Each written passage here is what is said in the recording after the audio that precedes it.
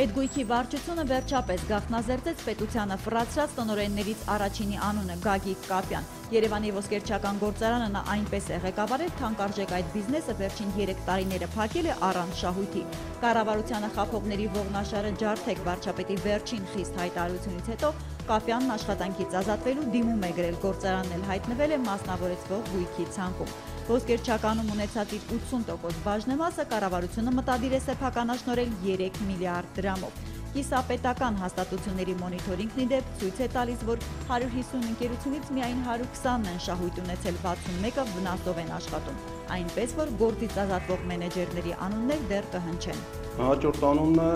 հավանաբար հաջորդ շաբաթ կիմանանք հնարած 3 ընկերությունների կամ այլ ընկերությունների անուններ։ Ակնկալվում է, որ 2017 թվականի ընթացքում ներդրումների ծավալ կկազմի 459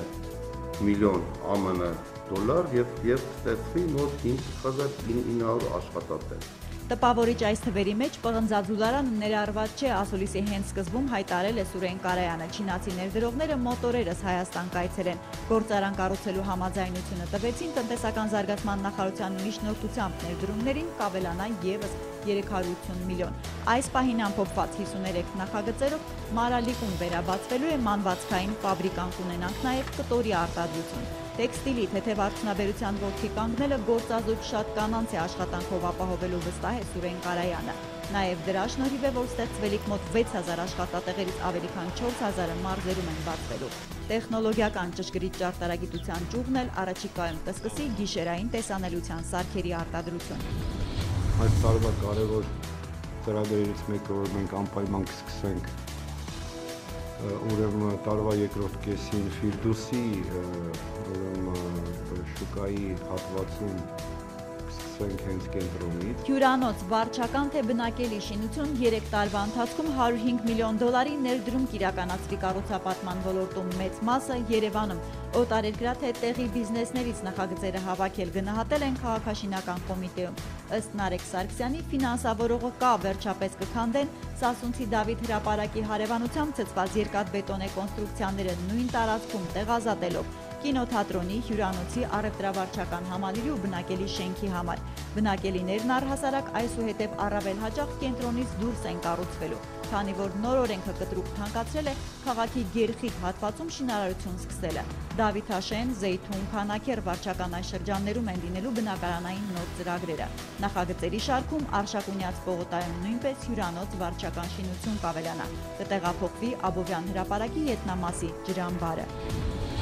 Իրան-Հայաստան նոր կառուցվող 400 կՎ լարման գծում արդեն իսկ 121 խարիսխային եւ անկյունային հենարանների ինժեներաերկրաբանական հետազոտություն է արվել, փորել են 59, բետոնել 39 հենարանի հիմք, մոնտաժված է 6-ը։ Բարձրավոլտ օդային ցանցի աշխատանքների մասին են զեկուցում էներգետիկ գերատեսչությունից։ Նախորդ տարվանից սկսած գործը դժվար է առաջ գնում, քանի որ գիծն անցնում է բարդ տեղանքով, երկաթյա կոնստրուկցիաները տեղադրելու համար ստիպված են տեխնիկայի համար ճանապարհ բացել։ Գյուղացիներից 23, համայնքներից ու պետությունից 15 միավոր հողակտոր են գնել։ Աշխատանքը ֆինանսավորում է Իրանի արտահանման բանկը, իրականացնում է Սանիր ընկերությունը։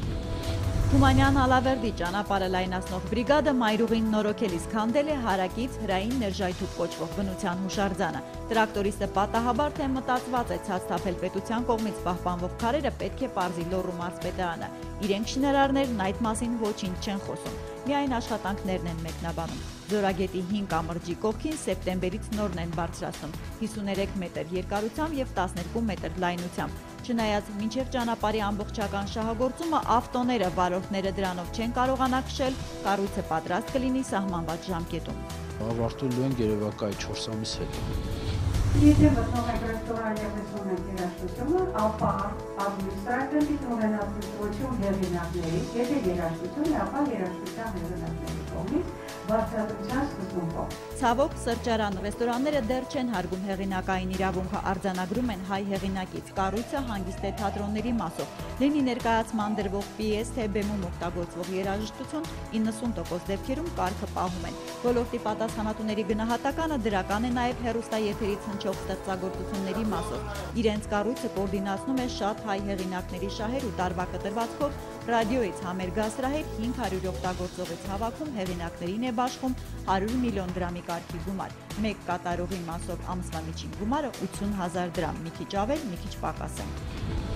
Ձմռան առաջին օրվանից մինչև հիմա Հայաստանում վնասվածք է ստացել 118 մարդ, 70-ը սահել ընկել են սառույցին ջարդել, առավել հաճախ ձեռքը, քան ոտքը։ Սեզոնի առողջապահական վիճակագրությունն են ներկայացրել վնասվածքաբանության և օրթոպեդիայի գիտական կենտրոնից։ Հակառակ շտապ օգնության կանչերի պատկերի այս տվյալները նույնպես վկայում են, որ շատերն են կոտրվածք ստացել ձյունոտ և խիստ ցուրտ եղանակի պատճառով նախորդ տարի պարզվում է սառույցին ընկած քաղաքացիների թիվը եղել է ընդամենը 18։ Այս ձմռան կոտրվածքներն ի դեպ այնքան բարդ են եղել, վնասվածք ստացածների 2/3-ի կոտրած ոսկորը բժիշկները ֆիքսել են վիրահատությամբ։